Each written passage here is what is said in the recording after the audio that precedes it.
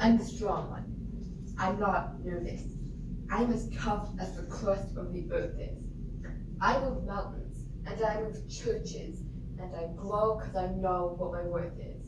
I'll take what I'm handed, I'll break what's demanded, but under the surface, I wield bazookas, a tightrope walker, in a three-ring circus. Under the surface, with Hercules like, yo, I don't want to fight Cerberus.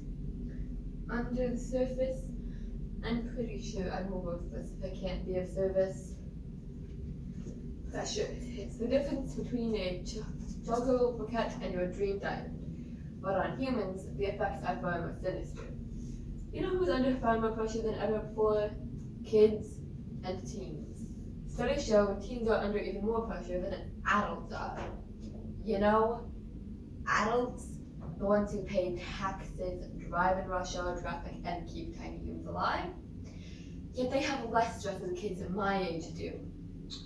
Some of that pressure comes from society, much of it comes from family, and we place plenty of pressure on ourselves.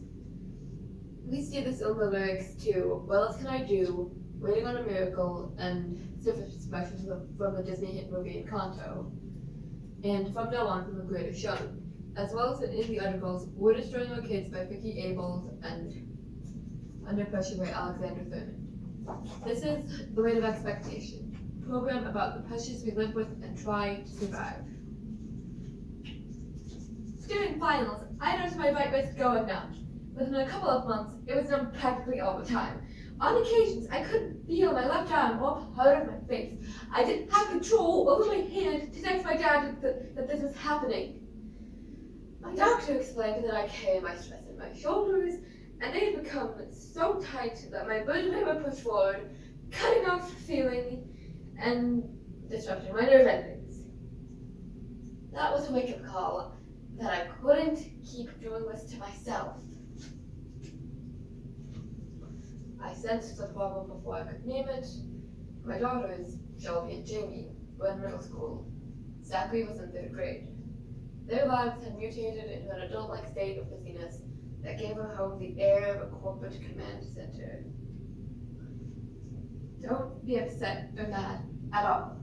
Don't feel regret or sad at all. Hey, I'm still a part of the family madrigal, and I am fine. I am totally fine. It's pressure like a drip, drip, drip that'll never stop. Pressure that'll tip, tip, tip, till you just go pop. Who am I if I can't run with the ball? Pressure like a grip, grip, grip, and it won't let go. Pressure like a tick, tick, tick, till it's ready to blow. Who am I if I can't carry it all? 12-year-old Jamie would wake up before 7, cram in extra studying over breakfast, and rush off to school. Straight there from a violin lesson or soccer practice, and commence a daily homework marathon at 6 that took her well into the night. I'd see her hunched past her desk at 11. The next day, she'd get up and do it again. I can't take another night up in my room waiting on a miracle. Can't keep down the unspoken invisible pain, always walking alone, always wanting for more, like I'm still at that door, longing to shine, like all of you shine. I find the idea of choosing school to spend the next 4 years and the major that could potentially determine my entire career to be almost unbearably daunting. These decisions are constantly on my mind. We scarcely have to tell our children what success should look like. The prescription was plain: great grades and test scores, athletic and artistic awards, admission to a prestigious university, and a handful of well-paid jobs in a respected field. I make perfect practiced poses. So much hides behind my smile. what could I do if I just grew what I was feeling in the moment? What could I do if I just knew it didn't need to be perfect? It just needed to be, and they let me be. What else can I do? I could scarcely remember the last time I seen my kids do anything that wasn't assigned to them. They had almost no time to just be children. Jamie started complaining of headaches, stomach aches, and sleepiness, which she attributed to the pressures of school. Zach, only 8, also started getting headaches from the worry of all the work he had to do. I started to wonder whether the relentless pressure to perform was doing more harm than good. Line up the dominoes, a light wind blows, you try to stop it tumbling, but on and on it goes. But wait, if I could shake the weight of expectation, would that free up some room for joy or relaxation or simple pleasure? The achievement characterized childhood my kids were living is one of millions of children across the country. Childhood is transformed into a performance. Our focus on scores, numbers, awards, and trophies is robbing our kids of their happiness, health, and childhoods. This early experience of life as competition is swindling them out of their inborn enthusiasm for learning, challenge, and growth, dimming the brightness of their futures. The SATs and ACTs are freaking me out. It feels like they can determine so much of your future. It's frustrating that one bad score can ruin something you worked so hard for. A man learns who's there for him when the glitter fades and the walls won't hold. What remains can only be what's true. I drank champagne with kings and queens. The politicians praised my name. But those are someone else's dreams. The pitfalls of the man I became.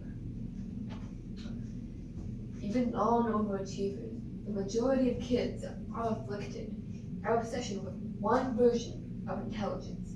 Good grades, awesome test scores, discounts the value of diverse smarts, leaving budding young poets, carpenters, and designers who don't test well to neglect their talents and doubt their self-worth.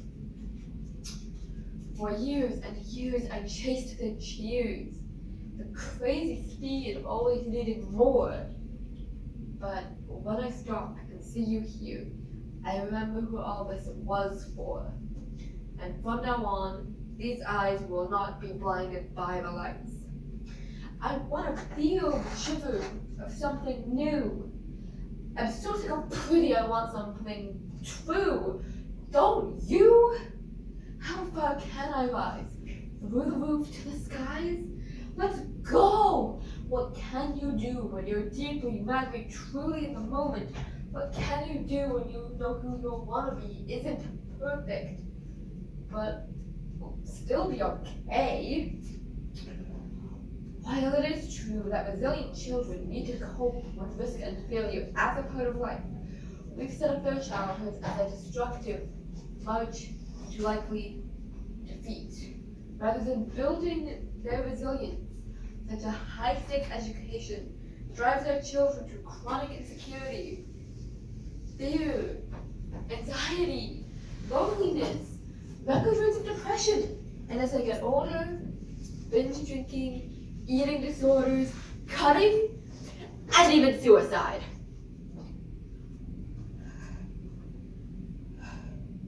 All I need is a change. All I need is a chance. All I know is I can't stay on the side. Open your eyes. Someone please just let me know, where do I go? Give it to your sister. It doesn't hurt. And see if she can handle every family burden.